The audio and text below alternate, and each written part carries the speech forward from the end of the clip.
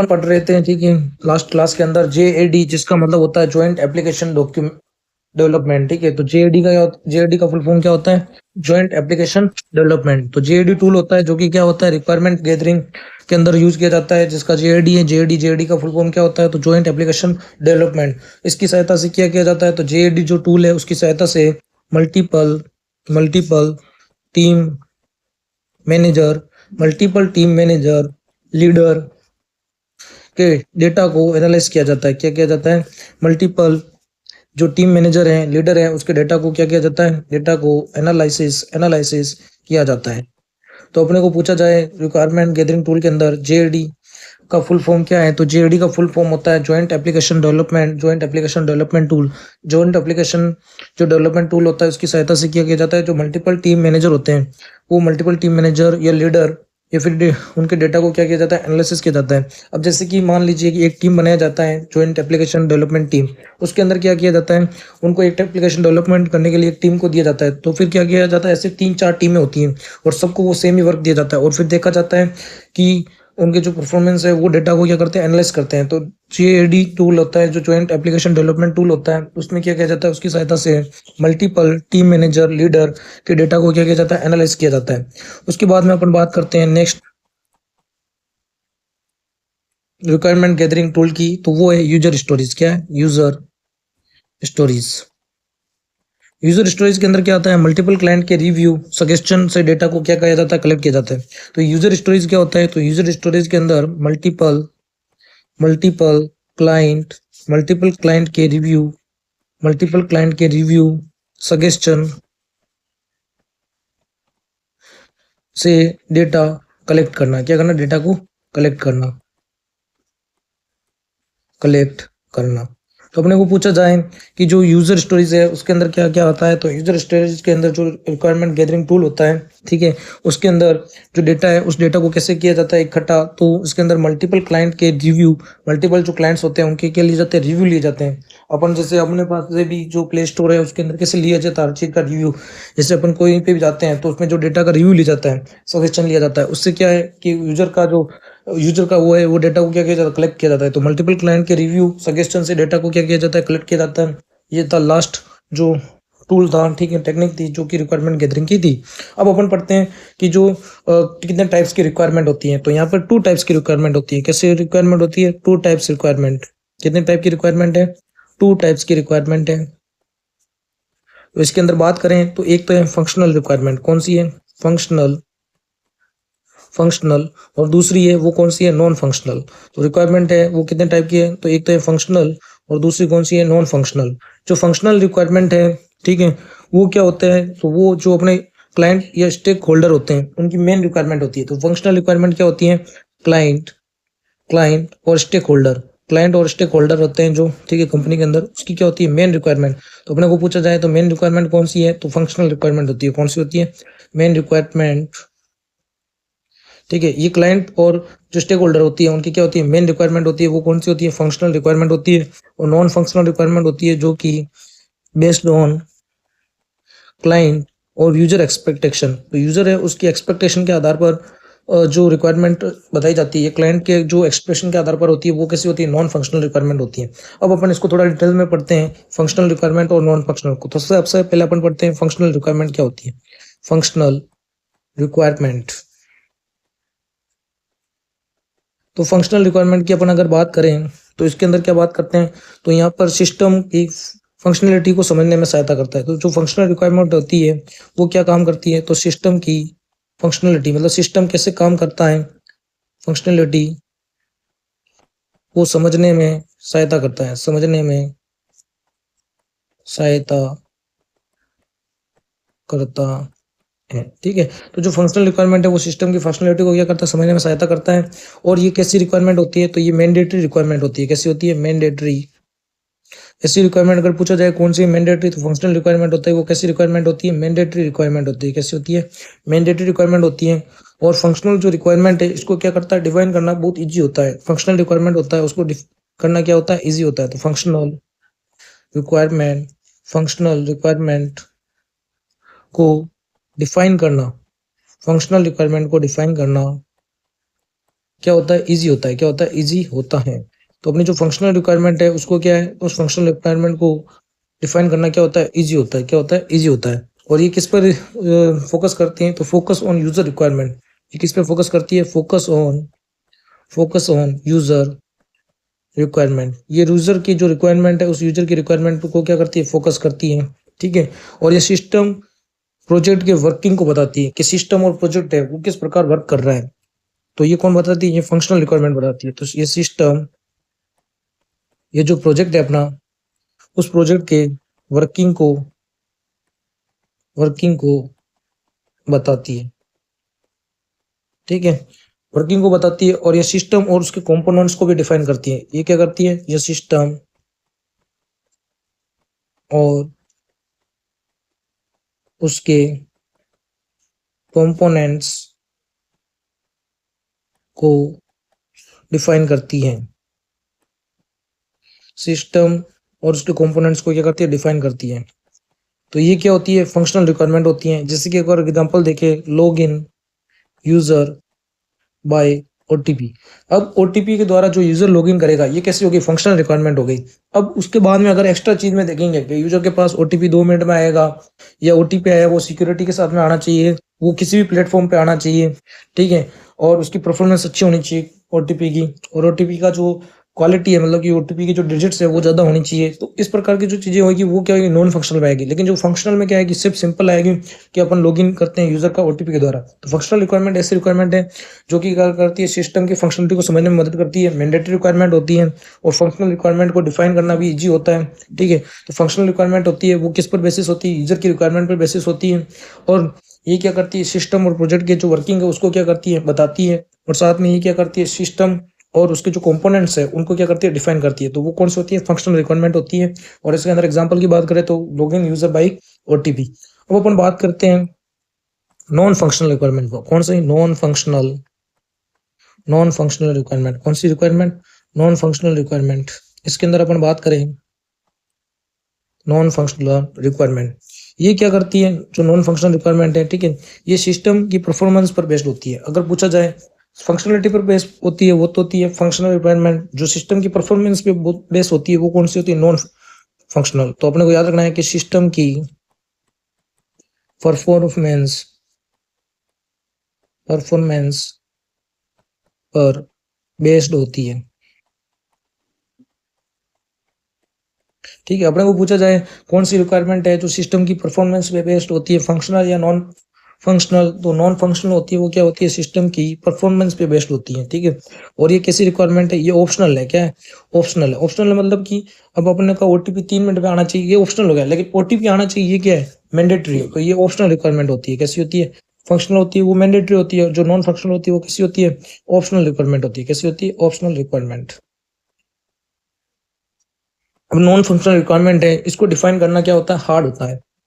Non functional, क्योंकि इसके अंदर एक्स्ट्रा लॉजिक्स चाहिए होते हैं इसको डिफाइन करने के लिए। नॉन फंक्शनल रिक्वायरमेंट को डिफाइन करना हार्ड होता है। अब देखो, ओटीपी भेजना एक तो सिंपल काम हो गया, लेकिन ओटीपी के साथ सिक्योरिटी के साथ भेजना, टाइम टू टाइम भेजना, बाकी जो एक्स्ट्रा चीज एड ऑन कर रहे हैं वो क्या होते हैं, वो थोड़ा क्या है, उसको डिफाइन करना क्या होता है, हार्ड होता है। और ये क्या करती है, ये किस पर फोकस होती है, ये फोकस ऑन यूजर एक्सपेक्टेशन। देखो अपने अगर वो जो अपन बात कर रहे थे वो तो यूजर की रिक्वायरमेंट है कि ओटीपी आनी चाहिए। ठीक है। लेकिन अब 3 मिनट के अंदर अंदर ओटीपी आनी चाहिए, ये क्या यूजर की एक्सपेक्टेशन है। क्या है, यूजर एक्सपेक्टेशन। तो फंक्शनल होती है वो क्या होती है, यूजर की रिक्वायरमेंट होती है। जो कि नॉन फंक्शनल क्या होती है, यूजर की एक्सपेक्टेशन होती है। क्या होती है, यूजर की एक्सपेक्टेशन होती है। ठीक है। और ये क्या डिफाइन करता है, तो ये सिस्टम और प्रोजेक्ट के द्वारा कैसे कार्य किया जाएगा, कैसे कार्य किया जाएगा, ये बताती है। तो ये क्या बताती है, जो नॉन फंक्शनल होती है ये क्या बताती है, तो ये सिस्टम और प्रोजेक्ट के द्वारा कैसे कार्य किया जाएगा ये बताएगी कि कार्य कैसे किया जाएगा। ओटीपी आएगी तो ओटीपी आएगी कैसे, 3 मिनट के अंदर आएगी, 5 मिनट के अंदर आएगी, तो ये इस चीज को शो करेगी। तो अपने को पूछा जाए नॉन फंक्शनल रिक्वायरमेंट के अंदर क्या होता है, तो नॉन फंक्शनल रिक्वायरमेंट एक तो सिस्टम की परफॉर्मेंस पर बेस्ड होती है, और दूसरा ये रिक्वायरमेंट कैसी होती है, ऑप्शनल होती है। तो non functional requirement optional requirement होती है, नॉन फंक्शनल रिक्वायरमेंट होती है उसको डिफाइन करना भी क्या होता है, हार्ड होता है। और ये जो नॉन फंक्शनल रिक्वायरमेंट है वो नॉन फंक्शनल रिक्वायरमेंट किस पर आधारित होती है, तो यूजर की एक्सपेक्टेशन पर आधारित होती है, यूजर एक्सपेक्टेशन पर आधारित होती है। और इसके अंदर ये बताया जाता है कि सिस्टम प्रोजेक्ट के द्वारा कार्य कैसे किया जाएगा, और ये सिस्टम की क्वालिटी को डिफाइन करता है। तो अपने को याद रखना है कि जो सिस्टम के कंपोनेंट्स और सिस्टम को डिफाइन करता है वो कौन होता है, फंक्शनल रिक्वायरमेंट। जबकि नॉन फंक्शनल रिक्वायरमेंट होती है ये क्या करती है, तो ये सिस्टम के क्वालिटी को डिफाइन करती है। किसको डिफाइन करती है, सिस्टम की क्वालिटी, सिस्टम की क्वालिटी को डिफाइन करती है। क्या करती है, सिस्टम की क्वालिटी को डिफाइन करती है। तो अपने को पूछा जाए कि सिस्टम की क्वालिटी को कौन डिफाइन करती है, तो नॉन फंक्शनल होती है वो क्या करती है, सिस्टम की क्वालिटी को डिफाइन करती है। अब जैसे कि यूजर के पास एग्जांपल अपने देखा था कि यूजर के पास ओटीपी 2 मिनट में आ जाना चाहिए, ये क्या है, ये नॉन फंक्शनल रिक्वायरमेंट है। क्या है, नॉन फंक्शनल रिक्वायरमेंट। अब इसके अंदर और भी चीजें ऐड कर सकते हैं, जैसे कि अपन सिक्योरिटी ऐड करें, ओटीपी की सिक्योरिटी का कौन सा एल्गोरिथम है, ओटीपी आएगी वो सारे प्लेटफॉर्म पे आनी चाहिए। अगर चाहे अपन मोबाइल यूज करें, लैपटॉप यूज करें, तो वो प्लेटफॉर्म क्या होनी चाहिए, इंडिपेंडेंट होनी चाहिए।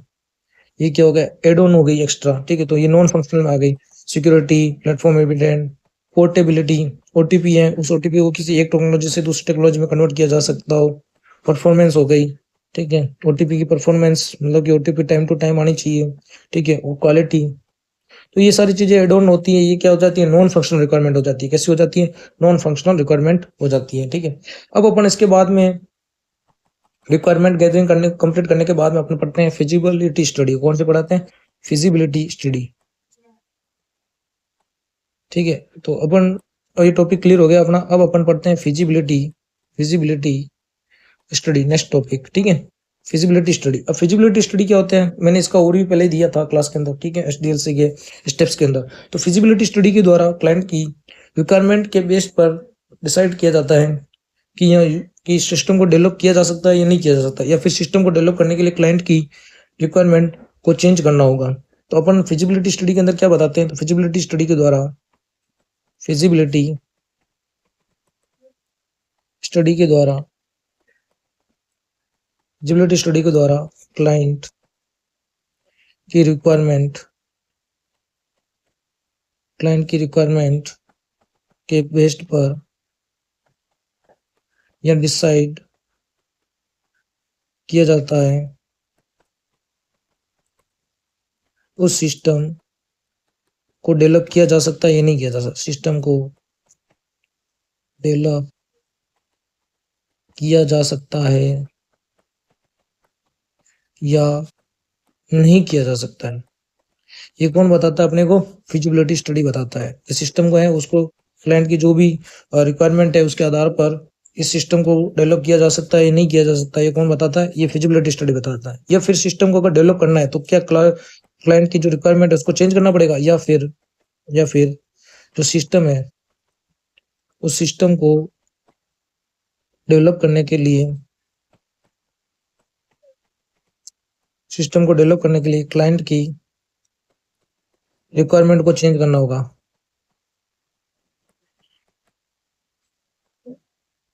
रिक्वायरमेंट को चेंज करना होगा। तो अपने को जो फिजिबिलिटी स्टडी होती है ये बताती है कि सिस्टम को डेवलप किया जा सकता है या नहीं किया जा सकता, किसकी, क्लाइंट की रिक्वायरमेंट को अकॉर्डिंग। या फिर अगर नहीं किया जा सकता है तो फिर अपने को क्या करना पड़ेगा, उस सिस्टम को डेवलप करने के लिए क्लाइंट की क्या करना पड़ेगा, रिक्वायरमेंट को क्या करना पड़ेगा, चेंज करना पड़ेगा। और फिजिबिलिटी स्टडी होती है ये भी डिसाइड करती है कि सिस्टम को डेवलप करने में कितना बजट होगा, कितना टाइम लगेगा और कितने रिसोर्स, हार्डवेयर हो, सॉफ्टवेयर हो, रिसोर्स में मेन पावर हो, इन सब से साथ में क्या क्या काम में लिया जाएगा, ये कौन सा बताती है, फिजिबिलिटी स्टडी बताती है। तो फिजिबिलिटी स्टडी क्या बताती है कि सिस्टम है उसको डेवलप करने के लिए कितना उसका बजट होगा, कितना पैसा लगेगा, उसके अंदर कितना टाइम लगेगा, कितना टाइम टेकिंग होगा, और साथ में कौन कौन सा रिसोर्स में कितनी क्वांटिटी लगेगी, हार्डवेयर रिसोर्स कितने लगेंगे, सॉफ्टवेयर रिसोर्स कितने लगेंगे, मैन पावर रिसोर्स कितने लगेंगे, उन सबका कौन एनालिसिस करके बताएगा, वो बताएगा फिजिबिलिटी स्टडी। अब फिजिबिलिटी है उसकी स्टडी के अलग अलग टाइप्स होते हैं। तो टाइप्स ऑफ, पहले और भी देख देते हैं टाइप्स ऑफ फिजिबिलिटी स्टडी के। टाइप्स ऑफ फिजिबिलिटी स्टडी, अब टाइप्स ऑफ फिजिबिलिटी स्टडी की बात करें तो इसके अंदर एक तो टेक्निकल फिजिबिलिटी होती है, एक होती है इकोनॉमिकल, एक होती है ऑपरेशनल, एक होती है बिहेवियरल, एक होती है शेड्यूल फिजिबिलिटी, और एक होती है लीगल एंड कॉन्ट्रेक्चुअल फिजिबिलिटी। तो अपन इसकी बात करें तो ये कितने हो गए, टोटल 6 टाइप की हो गई। तो इसके अंदर अपन पहली बात करते हैं टेक्निकल फिजिबिलिटी। कौन सी? Technical feasibility.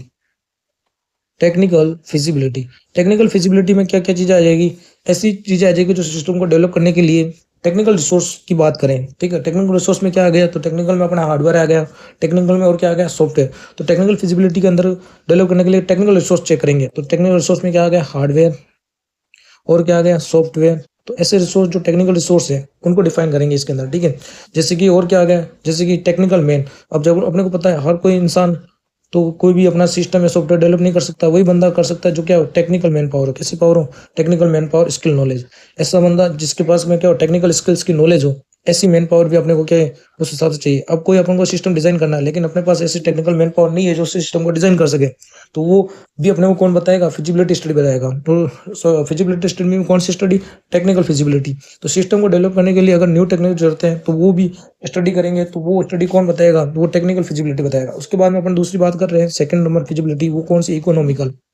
इकोनॉमिकल फिजिबिलिटी, इसके अंदर क्या होता है, तो इकोनॉमिकल फिजिबिलिटी के अंदर कॉस्ट बेनिफिट एनालिसिस होता है। क्या होता है, कॉस्ट बेनिफिट एनालिसिस। तो अपने को पूछा जाए कॉस्ट बेनिफिट बेनिफिट एनालिसिस कौन सी फिजिबिलिटी के अंदर आता है, तो वो आता है इकोनॉमिकल फिजिबिलिटी के अंदर आता है। कॉस्ट बेनिफिट एनालिसिस किस फिजिबिलिटी में आता है, तो इकोनॉमिकल फिजिबिलिटी में आता है। और इसमें सिस्टम को डेवलपमेंट करने में लगने वाले रिसोर्स और मैन पावर के आधार पर कितना पैसा लगेगा, तो उसका बजट कैलकुलेट किया जाता है। क्या किया जाता है, मैन पावर और रिसोर्स के आधार पर बजट कैलकुलेट किया जाता है। क्या किया जाता है, बजट कैलकुलेट किया जाता है। तो बजट जो कैलकुलेट होता है वो किसके अंदर होता है, वो होता है इकोनॉमिकल फिजिबिलिटी के अंदर, जिसके अंदर मैन पावर और रिसोर्स के आधार पर क्या किया जाता है, बजट कैलकुलेट किया जाता है। फिर अपना आता है ऑपरेशनल फिजिबिलिटी। कौन सी आती है, operational operational feasibility. Operational feasibility में क्या होता है, तो ऑपरेशनल फिजिबिलिटी किसी कंपनी ऑर्गेनाइजेशन के लिए उस कंपनी के पॉइंट ऑफ व्यू के सिस्टम को देखा जाता है। इसमें क्या देखा जाता है ऑपरेशनल फिजिबिलिटी के अंदर, कि कोई कंपनी है, ये ऑर्गेनाइजेशन है, वो कंपनी किस तरीके से काम कर रही है, तो उसके पॉइंट ऑफ व्यू को देखा जाता है। क्या देखा जाता है, पॉइंट ऑफ व्यू। जैसे कि पॉलिटिकल पॉइंट ऑफ व्यू, जैसे कोई कोई कंपनी है, ऑर्गेनाइजेशन है, उसकी फ्यूचर प्लानिंग के आधार पर सिस्टम को देखा जाता है। ठीक है, तो कि कोई कंपनी है, ठीक है, उस कंपनी जो अपने कंपनी है, ठीक है, उस कंपनी क्या है, वो कंपनी का जो फ्यूचर प्लानिंग है, वो फ्यूचर प्लानिंग क्या है उस ऑर्गेनाइजेशन के लिए, ठीक है, उसको अपने को इसमें देखा जाता है। ठीक है, तो ऑपरेशनल में क्या देखा जाता है, कंपनी का पॉइंट ऑफ व्यू या फ्यूचर प्लानिंग को देखा जाता है। पॉइंट ऑफ व्यू या फ्यूचर प्लानिंग को देखा जाता है। कहीं जो जिस कंपनी का अपन सिस्टम बना रहे हैं या कंपनी का प्रोजेक्ट ले रहे हैं, वो कहीं कंपनी डूबने वाले तो नहीं है। ठीक है, तो उसका पॉइंट ऑफ व्यू देखा जाता है। तो ऑपरेशनल फिजिबिलिटी के अंदर ये देखते हैं कि जिस कंपनी ने अपने को, क्लाइंट ने या स्टेक होल्डर्स ने, जो जिसने भी अपने को क्या दिया, सिस्टम या फिर प्रोजेक्ट दिया है, उसका पॉइंट ऑफ व्यू कैसा है या फिर उसकी फ्यूचर प्लानिंग कैसी है। ठीक है, तो उसको इसमें देखा जाता है। उसके बाद में अपन बात करते हैं बिहेवियरल फिजिबिलिटी। कैसी, बिहेवियरल बिहेवियरल फिजिबिलिटी। इसके अंदर वो क्या होता है, इसके अंदर यूजर के जो एटीट्यूड बिहेवियर है उसके बारे में चेक किया जाता है। तो किसी बिहेवियरल फिजिबिलिटी में क्या किया जाता है, किसी यूजर के एटीट्यूड, बिहेवियर